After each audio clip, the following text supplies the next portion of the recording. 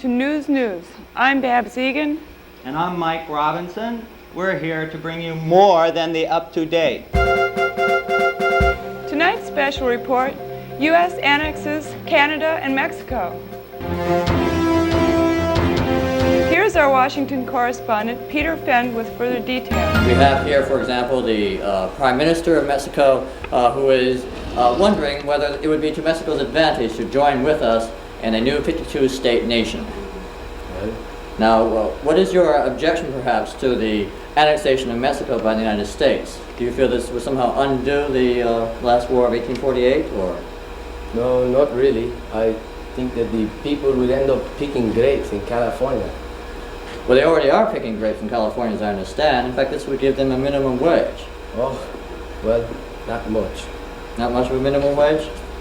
What would you have to say about any military invasion or action in the Mexican territory?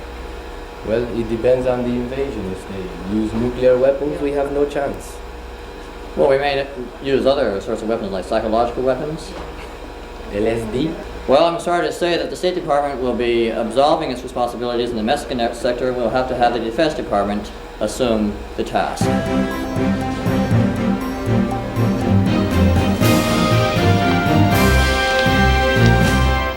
Thank you, Peter,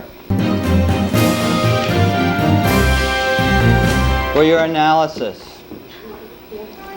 And now, we continue the story in the Far East, where Japan objects to the North American Confederation.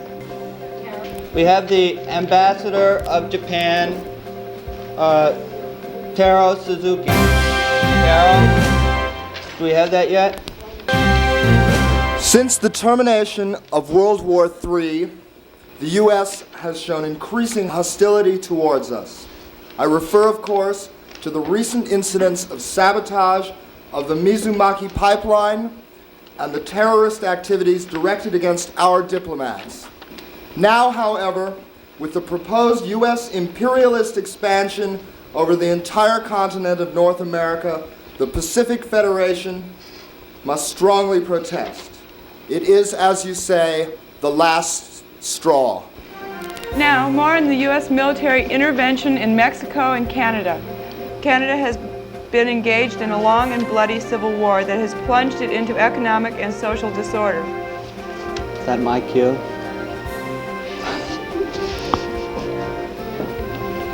Thank you, Babs.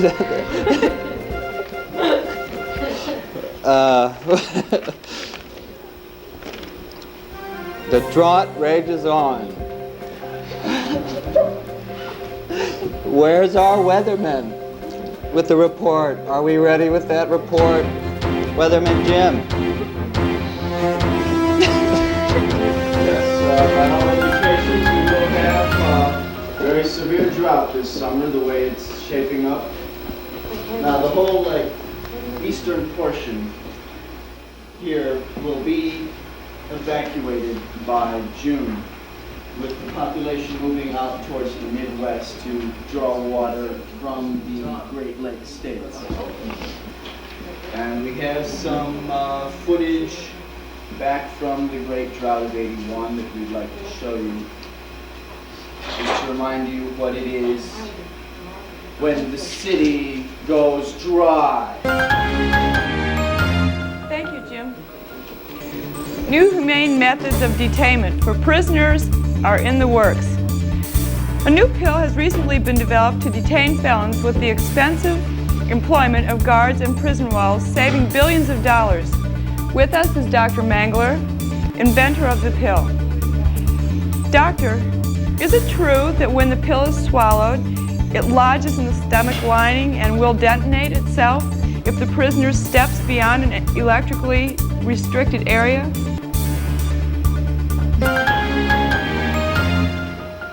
It's true. It's very true. We have this tiny little pill here, which looks like this. Can we have a close-up on that?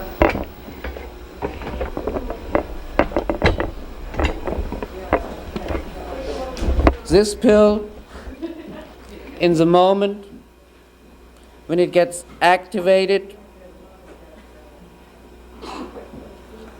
and which is swallowed by the prisoner, or we call him patient. And here we have a sender. When the patient goes out of the range of this sender, he will become unconsciousness, or if we gain the strongness of the sender, he will die. Here we have our little patient, and I can demonstrate you right now. This little sender is specially for this studio made, and it has only a range of a few feet. So if the person, he swallowed it already, this tiny capsule like this is probably here.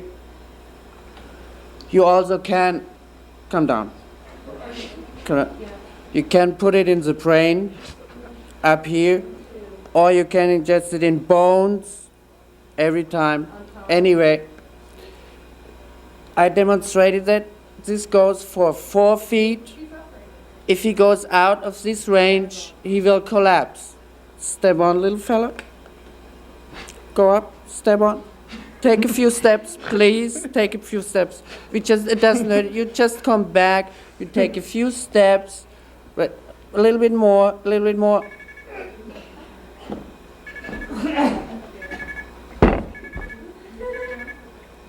You see, it works perfectly. It's a perfect advice. We never use prison guards, weapons, walls, dogs. We don't need all this shit anymore. Just this little tiny pill. That's all. Thank you very much, ladies and gentlemen. And wait for my next invention.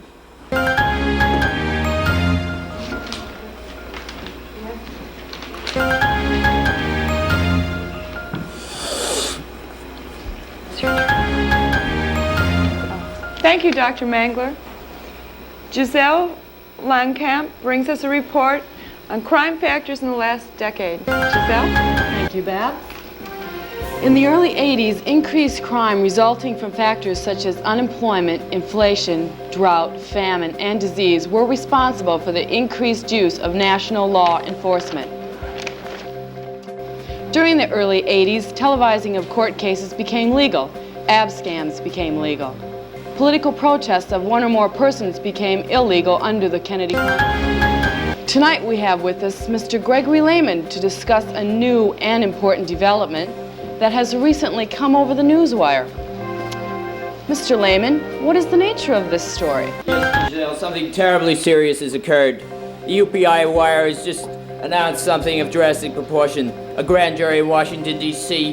has handed down an indictment of major import.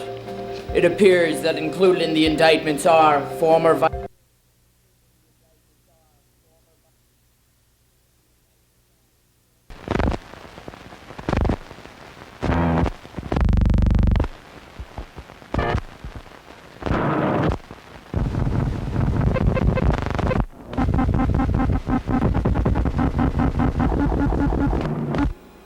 Iran SAVAK, the Philippines Secret Police, South African's intelligence agencies, Chilean Secret Police DINA, amongst others.